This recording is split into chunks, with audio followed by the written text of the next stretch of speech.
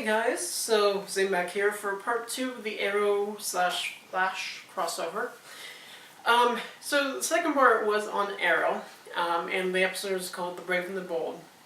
And basically, in Arrow episode 7, the episode ended with Captain Boomerang being introduced and killing one of the August agents.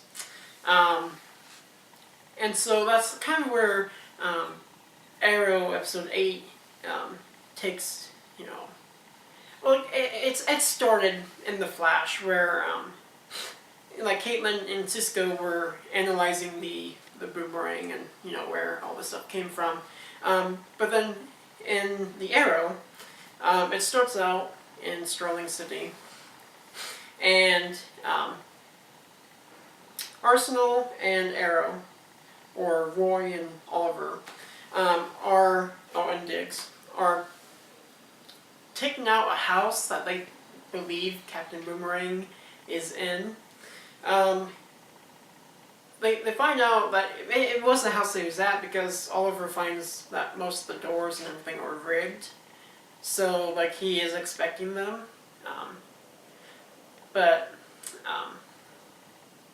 So they go to blow up the house, and of course Argus agents come in and they're like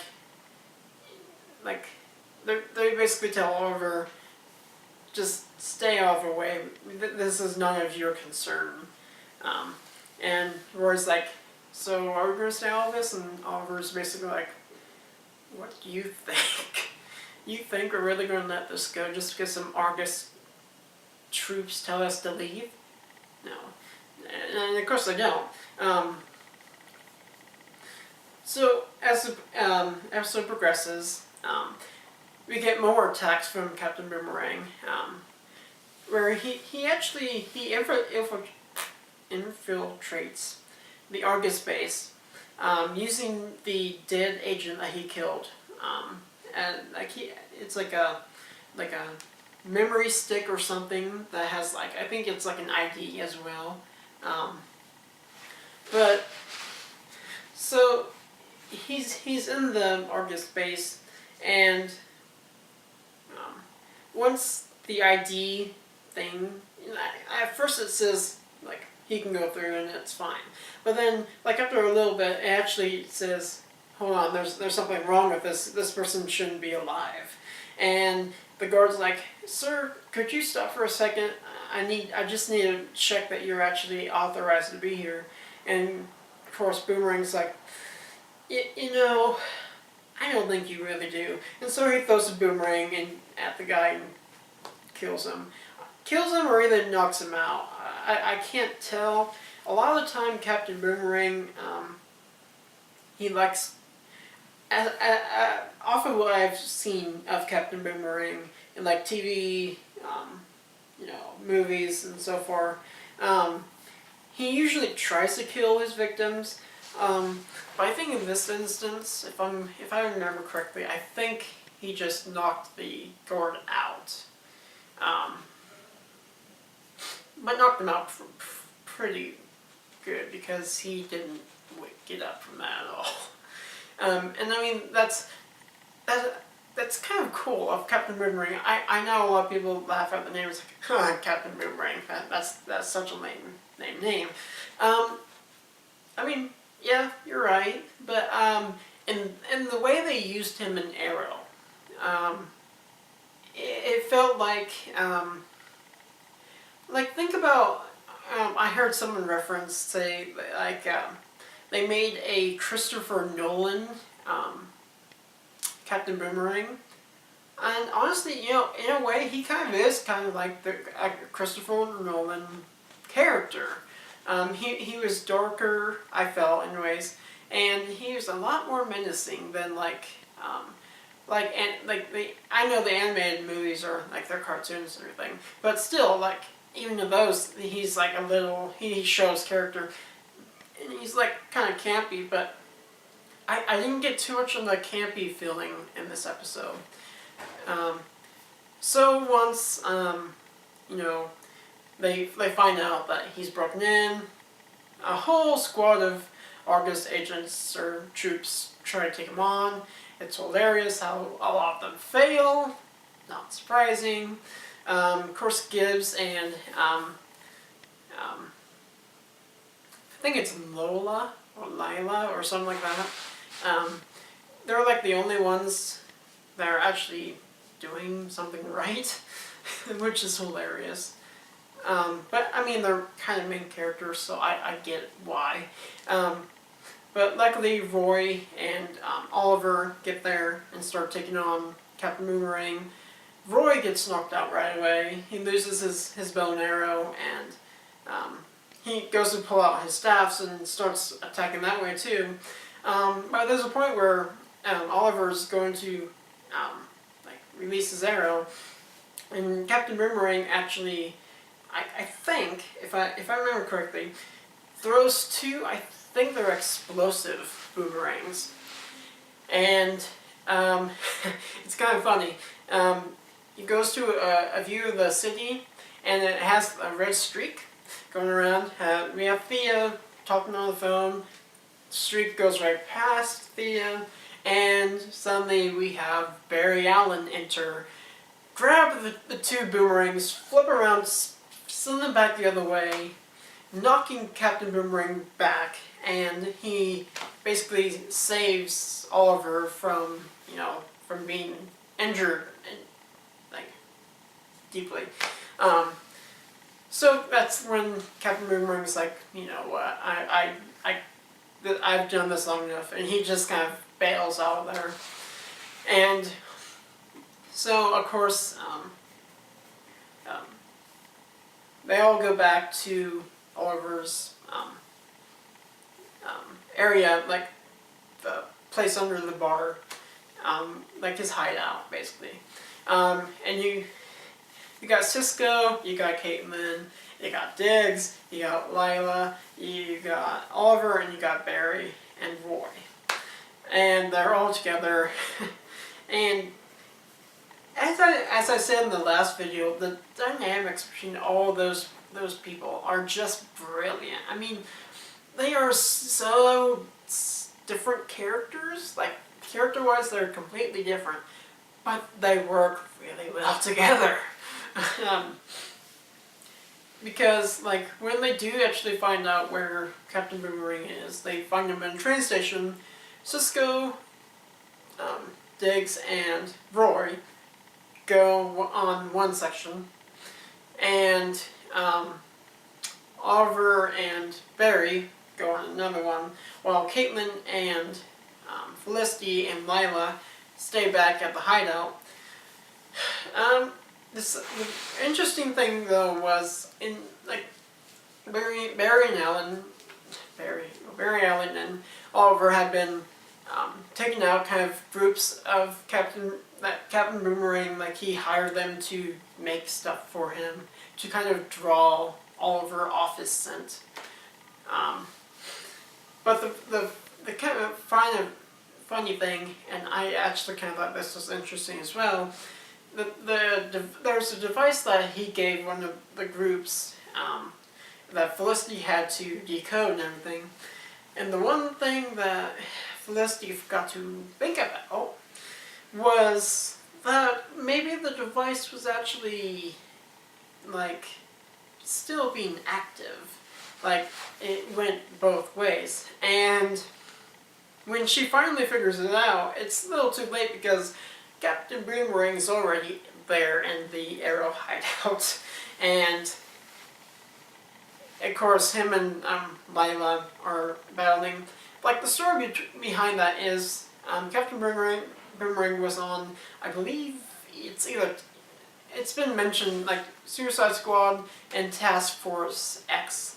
I think it was Task Force X that he was on. They were doing a mission, and it went horribly wrong. And Amanda Warren was unable to be reached, so Lila had to give the call to blow the chip in Captain Boomerang's head. Well, that didn't go quite so well because, I mean, he's still alive, so obviously that did not go off. But just the fact that he had that in the back of his head, he kind of held a grudge because he was like, you freaking implanted this on me and I never wanted this, so now you're gonna freaking die for it. And he actually does get to a point where he actually sends a boomerang right into Lila's body, and it impacts her pretty hard. I mean, she starts bleeding like almost instantly. So he escapes. Barry and Oliver get back, and they find out Diggs as well. You know, all the crew comes back, and so Barry takes Lila to a hospital. But then at this point, it's like Barry and Oliver, they kind of have like a hero to hero moment where it's like, you know, you made flaws here, but you know what? It's not completely your fault. This is not like the end. You can still redeem yourself. You know, you don't have to be like down that you made one mistake. Make something that counters that mistake, and that kind of clears it up. And that's kind of the conversation Barry and Oliver have, and it's really touching because Oliver is finally admitting to somebody. Right? He's like, you know what, I have issues, and I don't talk about them much, but I have them. And Barry's kind of like we all have issues. I mean, there's something that we all are dealing with, but you can't let your issues influence how you provide justice. Because one thing Barry was touching on was how Oliver tortured one of the guys for the devices, and Barry was like, you didn't need to do that. And Oliver's kind of like, it's just kind of the life I've lived already, and it's what I know to do best. So once they get that, conversation done, Felicity's like, okay guys, we found him. So Barry and Oliver go to a train station. Barry gets rid of all the people in the train station because Captain Boomerang is there. And Oliver and Barry go to take on Captain Boomerang, but Captain Boomerang reveals a surprise. He has planted 5 bombs around Sterling City.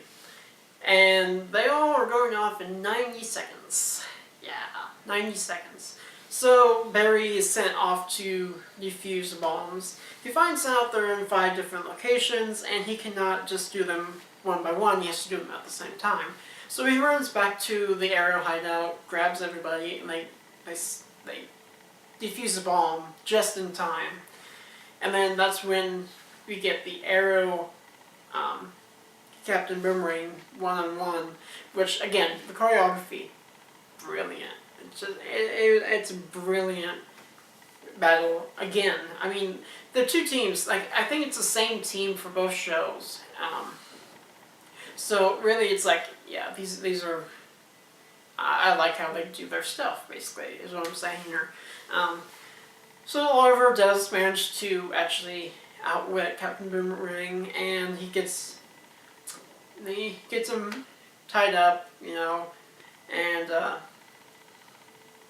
he ends up putting him with Slade Wilson in the underground, kind of like prison-ish thing that Oliver has on the island.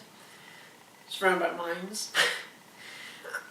But at the end, it's like kind of like from the Flash episode, like where they're saying who's better than who. They kind of have a Rocky 3 moment with Rocky and Apollo, like where they're fighting at the end. So Barry and Oliver are like, you know what? We're gonna figure this out. Who is better at? Who's gonna actually win a fight between the two of us? Who is better at fighting? And it's kind of funny because Oliver shoots some arrows. Barry catches them. Oliver shoots some more. Barry dodges them. They go towards each other and they collide. Kind of like the end of Rocky 3 where Apollo and Rocky, they collide with the fists in each other. So overall, the episode, if I were to give it a score, I would actually give this one a 9. It was really well produced. The choreography was great.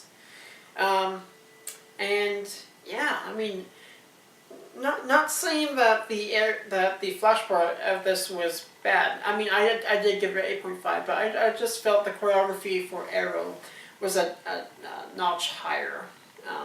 And it's more grounded than the Flash, so I think that's kind of why they had that. But yeah, I mean, overall, great episode, great, Grant Gustin and Stephen Amell, they're great together. I mean, they're the greatest superhero duo I've seen on TV thus far, in my opinion. So yeah, that is part 2 of the Arrow Flash crossover episodes.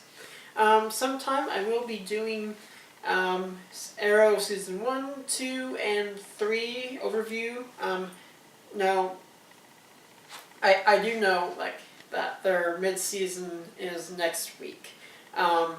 So it might be next week that I actually do those. I can still do season 1 and 2 of Arrow, because those are already done. But season 3 and season 1 of Flash, I'll probably get to next week. Just because of the main, the mid finales, being Tuesday and Wednesday. So yeah, I mean, other than that, great crossover, absolutely loved it, and can't wait for more, to be honest. So, yeah, so that's my 5 cents on the crossover. So, tell me what you guys think in the comments below. Did you like the Arrow section of the crossover better, or did you like Flash better? I mean, yeah, so just leave your thoughts in the comments below. Subscribe if you haven't yet. I will be doing more of the TV-based stuff. I will be getting into Gotham. I might actually start doing Agents of S.H.I.E.L.D. Season 2 as well. I might.